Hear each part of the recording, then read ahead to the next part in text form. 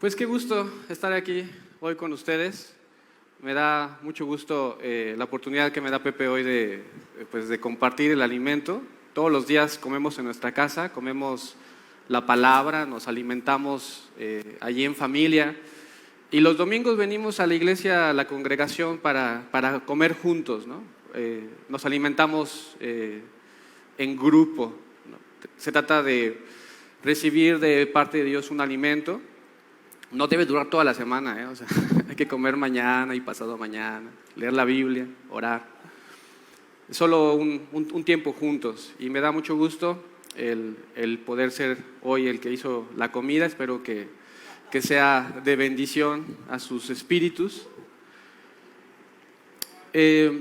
Romanos capítulo 4, versículos del 13 al 25, es el texto que vamos hoy a compartir. La persona que escribe este texto pues es muy conocido ya en las iglesias, el apóstol Pablo. Él tiene el deseo de ir a visitar a los nuevos creyentes que viven en la ciudad cosmopolita de Roma, lo que sería nuestro Nueva York actual, ¿no? Es la ciudad más importante del imperio, Roma. Y allí en ese lugar se ha empezado a formar una congregación de cristianos, pero la mayoría de ellos vienen de haberse convertido pero al judaísmo, ¿no? Entonces se convirtieron al judaísmo, empezaron a ir a la sinagoga y ahora pasó que llegaron unas personas que fueron a Jerusalén, allá a una fiesta, y les han contado que sucedió algo extraordinario. De repente unas personas allí empezaron a hablar, algunos decían que estaban como borrachos y ellos estaban escuchándolos, pero oían que hablaban en latín, hablaban en griego, hablaban en arameo, hablaban en hebreo, y ellos escuchaban que hablaban acerca del Cristo. Los judíos habían estado esperando por siglos la venida de un Salvador, alguien que los redimiera de vivir esclavizados ante los otros poderes, ¿no? Habían sido esclavizados por los persas, por los griegos y ahora por los romanos. Y entonces esas personas que estuvieron en ese lugar en Jerusalén regresaron convencidos de que ese Jesús era el Mesías y que Dios lo había resucitado de los muertos. Y llegaron a Roma y empezaron a hablar en las sinagogas de esto que habían escuchado. Y pues los judíos más ortodoxos decían, pero ¿cómo un Mesías va a ser alguien crucificado? O sea, allí van los ladrones, allí van los asesinos, allí van las personas más horribles de este mundo, ¿no? ¿Cómo va a ser esta persona nuestro Mesías? Pues sí, ese es el Mesías y ha resucitado. Y pasan los años y se empiezan a formar congregaciones en la ciudad de Roma. Congregaciones no formadas directamente por los apóstoles, porque ellos no habían viajado a Roma, sino por la obra del Espíritu Santo. Lo que pasó allá en Jerusalén llega hasta Roma. Y Pablo había escuchado de esas congregaciones y tenía muchas ganas de ir a visitarlos, tenía muchas ganas de ir a verlos, pero no puede. Pues no es como fácil ahora y tampoco en ese momento viajar. Y tenía muchas ocupaciones, pero decidí escribir esta carta a los romanos para poderles explicar cosas que son muy importantes, que ellos conozcan, que ellos entiendan, para que su fe esté fundamentada sobre bases firmes. Y en este pasaje, Pablo trata de hacer que ellos entiendan, en este pasaje de Romanos 4, del 13 al 25, que hay herederos de las promesas de Dios. Y dice, sí, o sea, los que recibieron la ley, los que Moisés, los que ustedes sabrán que son judíos, pues Moisés recibió la ley de parte de Dios, y sí, ellos son los herederos de Dios. Pero dice, pero hay un ancestro nuestro, hay un ancestro en este árbol genealógico que se llama Abraham. Y Abraham no era judío. Abraham no era israelita, Abraham era un hebreo. El término hebreo era usado para designar a los extranjeros, a los migrantes. Y Abraham era un hebreo que había salido de la ciudad de Ur de los Caldeos y había viajado a la tierra de Canaán, algo así como que si dejas una ciudad grande, una ciudad importante y te vas a vivir al desierto, al campo, ¿no? A criar ganado, a Catlipa, no, perdón, no lo iba a decir. Nadie es de allá, ¿verdad? Nadie es de allá. Ok. Y se va a ese lugar y se convierte en un hebreo, en un extranjero, y así la gente es como le empieza a decir. Él no se dice a sí mismo, yo soy hebreo. Le dicen, es Abraham el hebreo. Y a esta persona es a la cual se remite Pablo, porque él quiere que los nuevos creyentes en Jesús, que vienen de este contexto judío, no se sientan apartados de las promesas de Dios, que sepan que hay un ancestro que no era judío, no era israelita, no tenía la ley. Sin embargo, la Biblia nos dice que esta persona fue justificada, y luego vamos a hablar por qué justificada, por qué es tan importante este término, ¿no? Fue justificada por Dios porque le creyó, ¿sí? En el versículo 13 y 14, Él quiere que ellos se sientan herederos, se sientan parte de la familia, que sientan que ellos también son dignos de recibir las promesas de Dios. Y Abraham, pues como les comentaba, pues no tenía la ley, era un extranjero, estaba casado con su media hermana, había hecho cosas que podríamos decir, ese hombre pues no merecería tener una relación con Dios, ¿no? O sea, pues podemos decir que mentía en ocasiones, ¿verdad? Como a veces nos pasa por miedo, llegamos a decir alguna mentira porque nos da miedo. También eso le pasaba a Abraham. Y podría hablar mucho más acerca de Abraham, pero me voy a concentrar en esta parte de que Dios recibió a Abraham sin haberle puesto ninguna otra requisito más que el que le creyera. Abraham tenía 70 años cuando decide finalmente salir de su ciudad, que era Harán. La Biblia dice en Génesis 12:1, dice, pero Dios había dicho. ¿Qué quiere decir eso? Que por mucho tiempo Abraham estuvo escuchando que Dios le decía que hiciera algo. Tal vez por distintas razones no lo había hecho, pero finalmente se decide y lo hace. Y sale de su casa en Harán y viaja a esa tierra desconocida, Canaán, donde Dios le había dicho que lo iba a bendecir y que a través de él iba a bendecir a todas las personas, a todas las naciones. Y es a este ancestro al cual Pablo quiere que ellos se remitan. Quiero que tomemos el ejemplo de Dios, de cómo recibe él a una persona nueva, ¿no?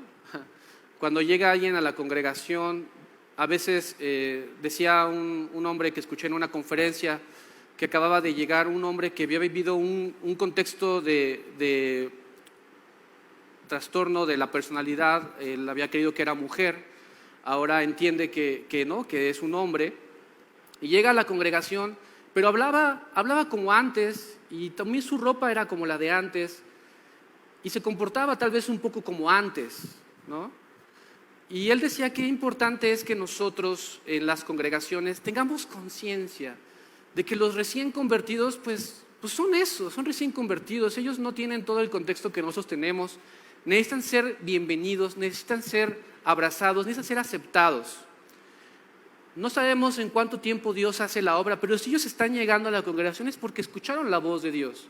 Tal vez Dios les habló por mucho tiempo atrás y ahora están decidiendo aceptar esa voz, ese llamado.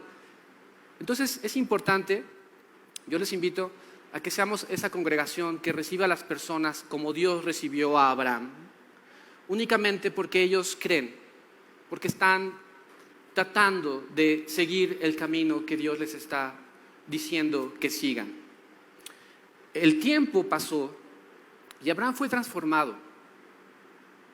Confiemos en que la obra de Dios se va a llevar a cabo en cada uno de nosotros tal y como había dicho. Miren, en Génesis 12:4 dice que Abraham salió de su casa y se fue a hacer lo que Dios le había dicho. Eso dice.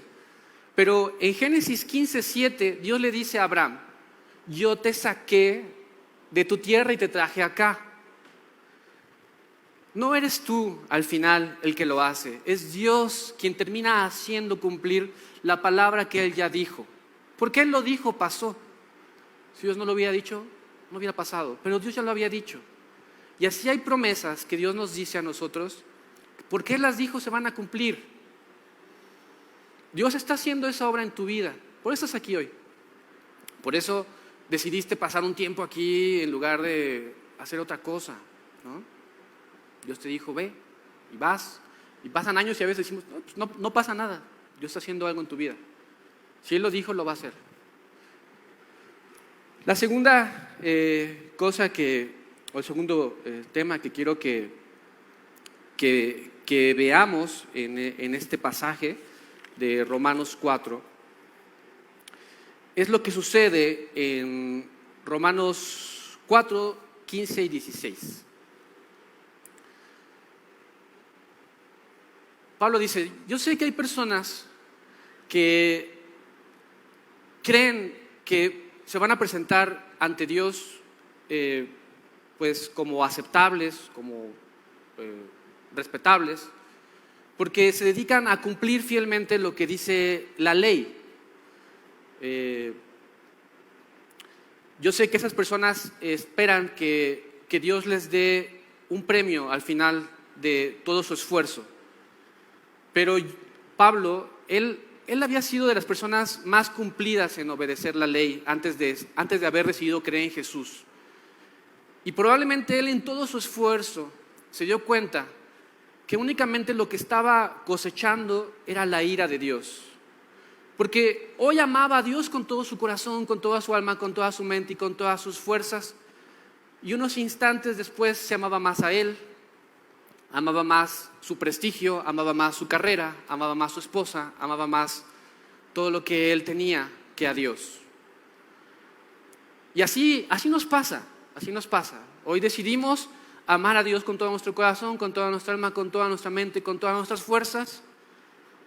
Y unos instantes después nos vemos gritando, estando enojados, no siendo agradecidos con Dios, amando más otras cosas, ¿no? Preocupados por el mañana, por lo que va a pasar.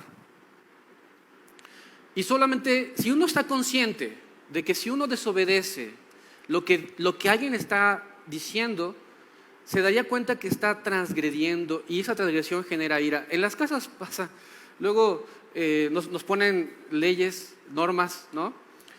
Y el que las puso, híjole, yo veo cómo empieza a acumular enojo, ¿no? La basura hay que separarla. Entonces la basura orgánica aquí, la basura inorgánica acá, ¿no? Entonces llega y ve la basura orgánica y encuentra ahí el cartón, ¿no? El plástico, dice, a ver, ¿quién hizo esto? ¿No? Tal vez no viste bien las reglas, pero aquí va lo orgánico, mira, esto no es orgánico, esto es inorgánico. Y la primera vez puede decir, bueno, fue un error, pero si va pasando seguido, se va acumulando, dice, ¿qué no entiendes? La ira llega.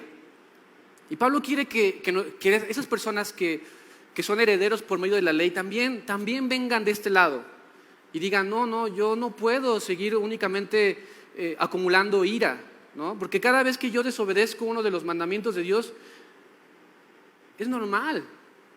¿Qué no entienden? Lo veo luego cuando veo así noticias, ¿no? Que la gente dice, pero ¿qué no entienden? Ahí está el semáforo, ¿no? O ¿qué no entienden? Ahí está el letrero. No saben leer. No entienden, ahí está, ¿por qué pisan el pasto? O sea, la ley genera ira.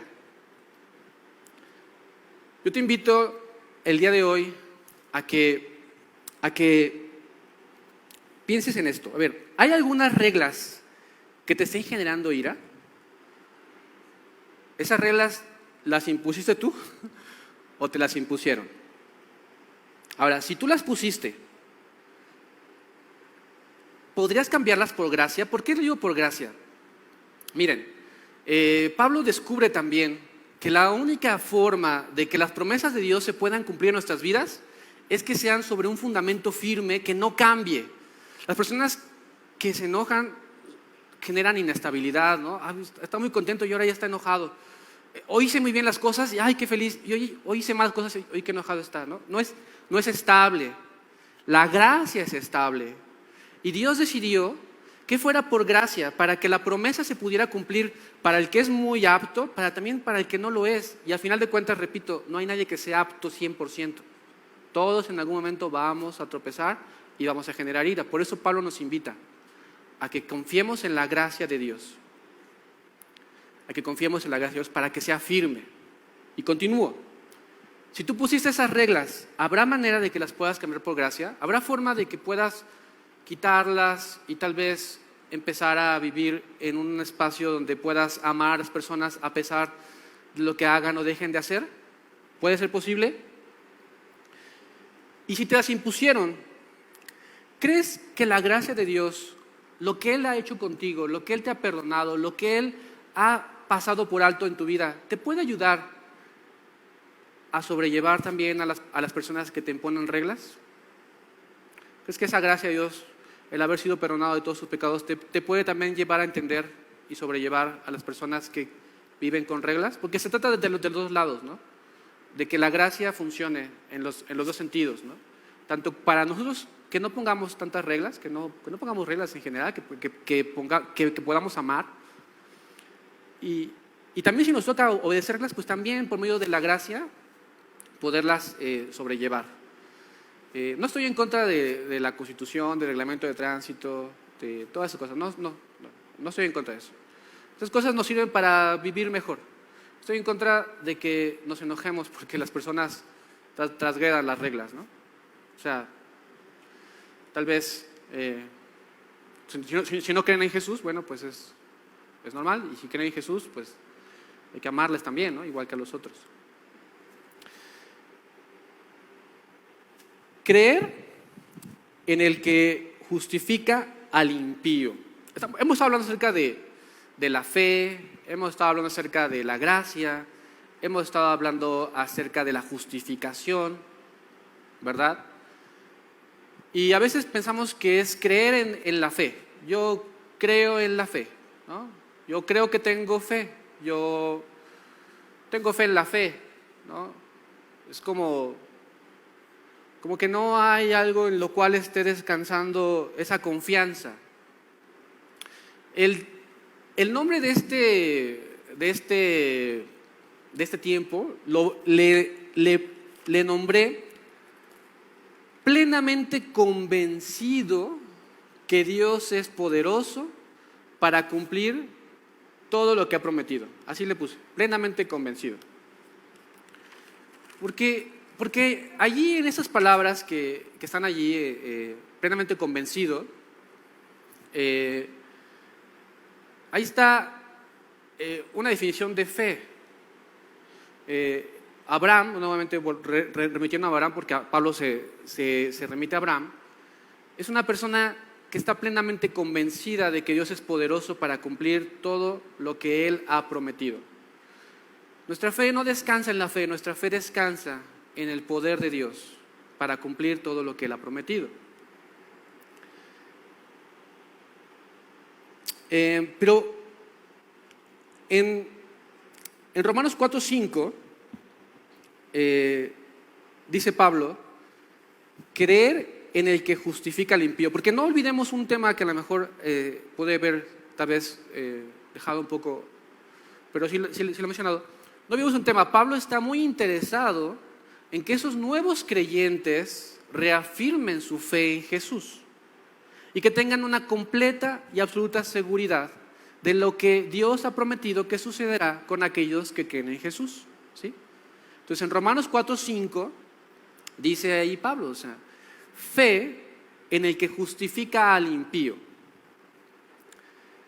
Vamos a leer Génesis capítulo 15, versículos 5 al 6. Bueno, lo pueden leer, pero se lo voy a narrar. Es una escena que me parece así como de película.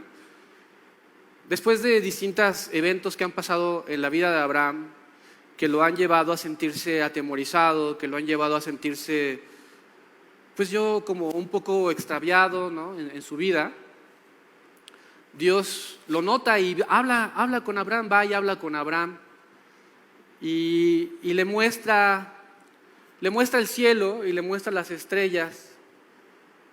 Abraham, es que se puede hablar tanto de Abraham. Abraham tenía ya unos 75 años, no tenía hijos, su esposa era estéril y Dios le había dicho que iba a tener una descendencia enorme, ¿no? Y no tenía ni un hijo. Y habían pasado ciertas cosas en su vida que le habían hecho sentir temor. Dios lo sabe, Dios sabe cuando tenemos temor, Dios sabe cuando tenemos dudas, Dios sabe. Y va y lo busca y dice, mira Abraham, ven, vamos a ver el cielo. Y lo pone a ver las estrellas, mira aquí como que. Y le dice, mira, así como son las estrellas, así va a ser tu descendencia. Y Abraham no dice nada, solo se queda viendo, pero Dios sabe que le creyó, porque lo deja escrito ahí en el versículo 6. Dice, y Abraham le creyó a Dios, y eso le fue contado por justificación. Dice uno, bueno, ¿por qué Dios en medio de una escena en la cual está hablando de las promesas que van a venir, de los hijos que va a tener, decide poner ese versículo, le creyó y le fue contado por justificación? Algo me recordó también a lo que pasó en Mateo, capítulo 9, versículo 2. Está Jesús en una casa y está dando un sermón en esa casa y se abre el techo y empieza a bajar una camilla y unas personas desde el techo están bajando a un paralítico y lo están haciendo descender a través del techo y lo ponen frente a Jesús, y dice la Biblia que Jesús, al ver la fe de ellos, le dijo al paralítico, tus pecados te son perdonados. Y bueno, o sea, uno dice, ¿por qué Jesús al ver a un paralítico le dice tus pecados te son perdonados? O sea, tal vez el paralítico quería caminar, o tal vez el paralítico quería hacer otra cosa distinta, ¿no? Venía por algo diferente. Pero dice la Biblia que al ver la fe, Jesús le dice, tus pecados son perdonados. Entonces, yo encuentro una similitud entre lo que pasó con Abraham cuando vio las estrellas y Dios dice, me creyó y fue justificado, cuando Jesús ve la fe y dice, me creen y tus pecados te son perdonados. Porque no hay que olvidar algo que a veces se nos pasa por alto. La principal razón por la cual Dios nos busca es porque desea restaurar la relación que tuvo con nosotros antes de la caída. Lo estoy remitiendo muy atrás. La Biblia dice que no todo el tiempo fue así como es hoy las cosas. Hoy día vivimos con miedo de lo desconocido, de lo conocido. A veces yo tengo miedo de las personas cuando voy en el camión, a veces en la calle. Sé que las mujeres también tienen miedo a veces de andar solas en la calle, porque casi nunca las veo en la calle en la noche. Vivimos en un mundo que nos ofrece peligros constantes, hemos hecho un caos, y todo eso la Biblia dice que viene a raíz del pecado. El pecado ha traído todo este caos a nuestras vidas, el temor, la angustia, la ansiedad, el vivir preocupados por el dinero, por la salud, todas estas cosas que nos acongojan y que nos hacen tener tanta preocupación. Por eso es que lo que más le importa a Dios es primero justificarnos, restaurar esa relación que Él quiere tener con cada uno de nosotros. Sin esa relación restaurada, Abraham pudo haber tenido hijos, pudo haber tenido mucha tierra, no le sirve de nada. El hombre que descendió y que lo pusieron frente a Jesús podía haber tenido la salud, podía haber tenido una vida como la de los demás, ¿verdad? Y no serviría de nada. No sirve de nada todo lo demás que Dios te pueda prometer si primero no te restaura en esa relación que Él desea tener contigo y conmigo. Es por eso que aquí Pablo está diciendo, esto es muy importante. Y nos lleva también Pablo a que veamos también un ejemplo de una persona de cómo es vivir creyendo, cómo es vivir teniendo fe.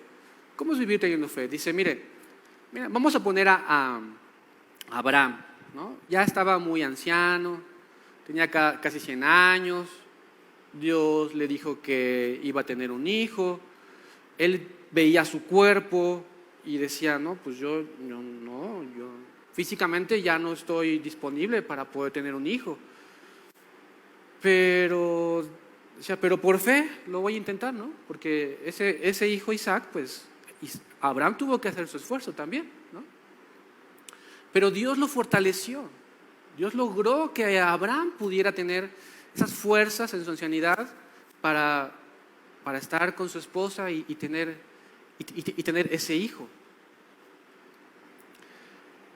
¿Qué es lo que a Abraham le daba fuerzas para seguir adelante? Decía, bueno, yo veo que yo no soy capaz, pero yo sí creo que Dios es, estoy plenamente convencido de que Dios es poderoso para cumplir todo lo que Él me ha prometido. Estoy plenamente convencido de que Dios es poderoso para cumplir todo lo que Él me ha prometido. ¿Cómo Dios te ha mostrado su gracia cuando no puedes?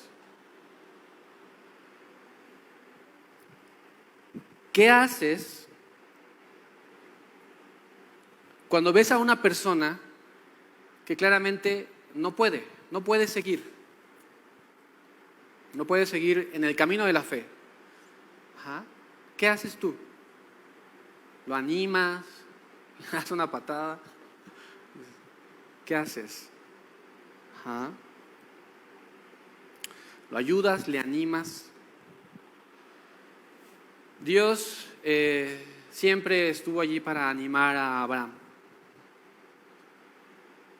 Siempre sabía Dios. A veces yo pasé de un capítulo a otro y dije, siento que Dios viene con mucha prisa, porque en este capítulo iba como muy despacio y acá ya todo es que afírmale, vamos a hacer el pacto y ya todo está hecho.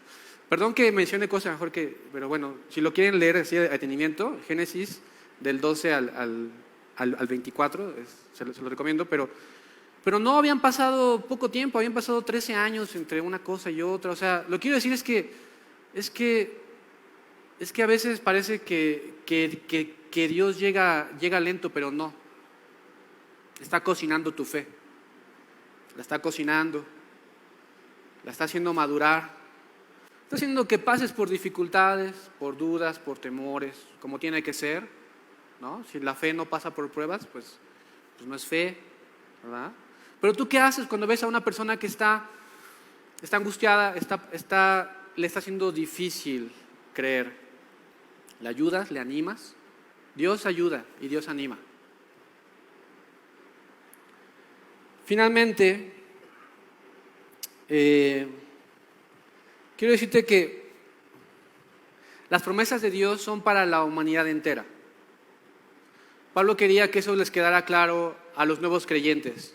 Oigan, las bendiciones de Dios no son solo para estos herederos, son para todas las personas, porque a través de Jesús, Él nos ha dado esta promesa de que por medio de Jesús podamos ser perdonados de nuestros pecados, reconciliados con Dios. Y si a veces tú sientes que no eres capaz, como lo sentía Abraham, no eres capaz de seguir el camino de Dios, debes creer como Abraham. Debemos tomar ese ejemplo, estar plenamente convencidos de que tú no eres capaz, pero Dios sí es poderoso para cumplir todo lo que Él ha prometido. Pues con esas palabras es con las que hoy quiero concluir esta comida que compartimos juntos. Y pues vamos a orar, ¿no? Para que Dios haga que nos dé ese corazón primero de gracia, ¿no? Para los recién convertidos, que nos ayude a cambiar de de este lado de la ley a la gracia, porque la ley genera ira, entonces mejor pasarnos al lado de la gracia y creer en las promesas de Dios, la promesa que Dios nos dio a través de Jesús. Cuando sientas que tú ya no vas a poder porque tú ya la regaste, tú ya te equivocaste, porque tú ves que tú no puedes, pero que tengas la fe de Abraham, plenamente convencido de que tú no puedes y está bien que no puedas, porque entonces el poder de Dios se va a hacer visible en nuestras vidas. Entonces vamos a orar por eso. Pues Padre, te doy muchísimas gracias porque tú nos has hecho tus hijos, no por nuestros méritos.